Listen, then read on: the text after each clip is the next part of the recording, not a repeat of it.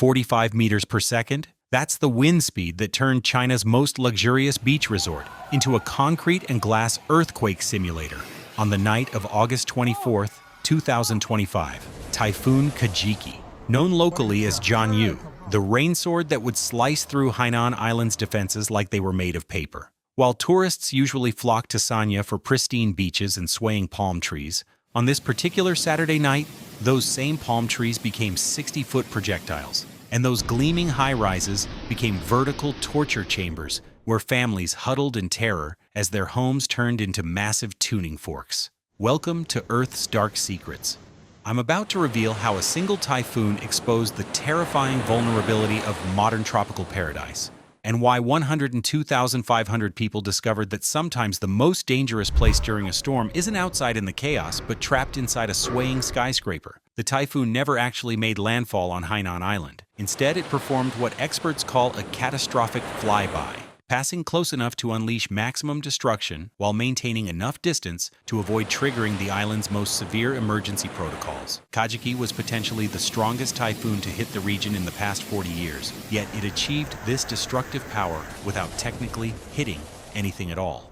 The storm's outer circulation, the rotating wall of wind and debris that extends far beyond a typhoon's eye, brushed against Sanya with level 14 sustained winds reaching 45 meters per second. To give you an idea, that's 162 kilometers per hour of continuous atmospheric violence. But wind speed tells only part of the story. What's terrifying was its rotational consistency. Instead of the typical hurricane gusts that peak and subside, residents experienced sustained structural testing winds for hours. Families in Sanya's luxury high-rises found themselves experiencing something their buildings were never designed to communicate: the sensation of living inside a massive, slow-motion earthquake. The footage revealed something meteorologists call catastrophic wave resonance, a phenomenon where storm waves synchronize with harbor geometry to create amplified destruction.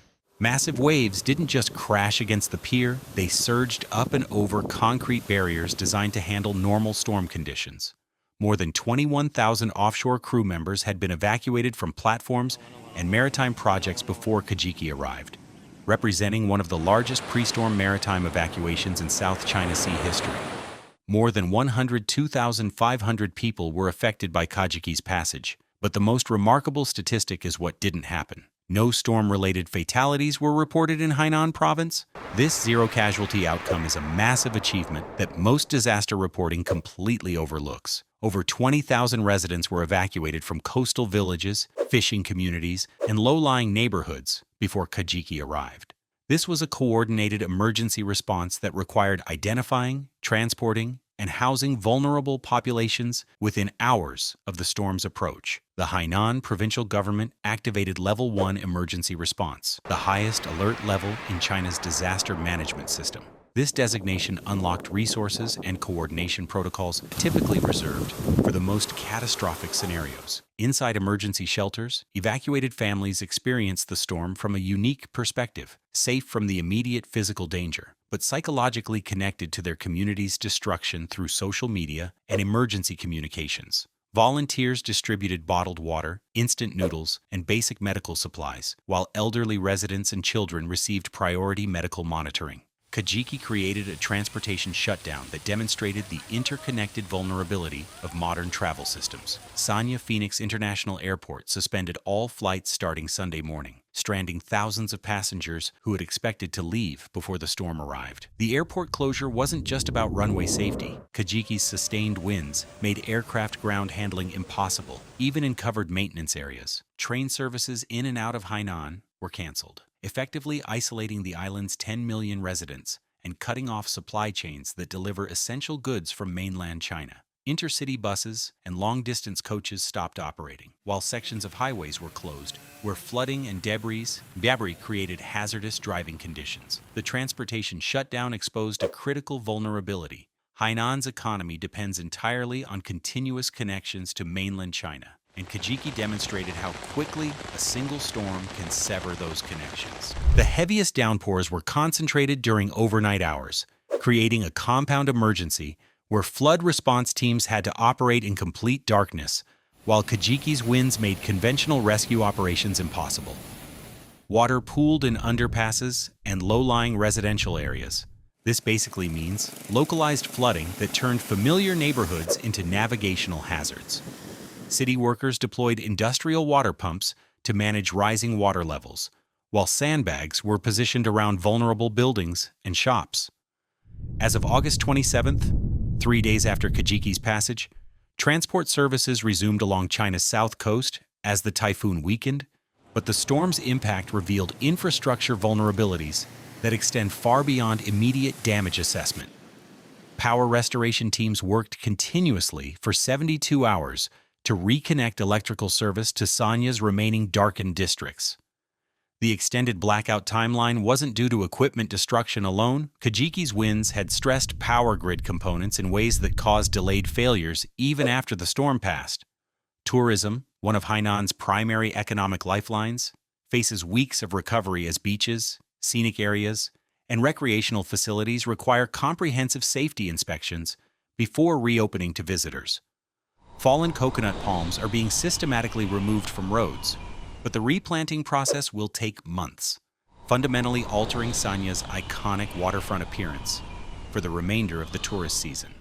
As Kajiki moved westward toward Vietnam, it underwent rapid intensification that transformed it from Sanya's infrastructure nightmare into a deadly landfall scenario. 3 people were killed across 3 Vietnamese provinces, and 10 others were injured when Kajiki made landfall with wind speeds of 133 kilometers per hour. The storm barreled into Vietnam's Nghe An and Ha Tinh provinces at around 3 p.m. local time on August 25th. Vietnam evacuated more than 500,000 people in preparation for Kajiki's arrival. This evacuation operation dwarfed China's response and demonstrated the storm's escalating threat as it moved across the South China Sea. What made Kajiki particularly significant wasn't just its immediate destruction, but its place in a pattern of intensifying tropical weather systems that are challenging the fundamental assumptions of coastal infrastructure design. Kajiki was feared to potentially be among the strongest typhoons to affect the region in recent memory, but more importantly, it achieved this intensity while following an unusual track that bypassed traditional storm protection systems. Sanya's ordeal shows how modern coastal cities remain vulnerable to storms that exceed historical design parameters, even when those cities have invested heavily in typhoon preparedness and disaster response capabilities. The zero-fatality outcome in China versus the casualties in Vietnam highlights how emergency response effectiveness depends not just on infrastructure quality, but on the speed and scale of pre-storm population evacuation. On a serious note, Kajiki's path from China to Vietnam reveals a disturbing trend where Western Pacific typhoons are maintaining destructive intensity across longer distances and affecting multiple countries in rapid succession. The storm had this ability to create systematic infrastructure failure in Sanya without making direct landfall. That means traditional typhoon preparedness models, based on landfall impact zones, may be inadequate for storms that can cause catastrophic damage from extended distances. As tropical storm systems become more unpredictable and infrastructure testing events become annual rather than generational occurrences, coastal cities worldwide must reconsider whether their current disaster preparedness strategies match the evolving reality of extreme weather. Thanks for watching Earth's Dark Secrets, where we expose the hidden realities behind our planet's most devastating disasters. If this investigation revealed something the mainstream media won't tell you, please like, comment, and subscribe. Your support helps us uncover the stories that authorities don't want told. Hit the bell so you never miss our in-depth analysis of the disasters that reveal our planet's dark truths.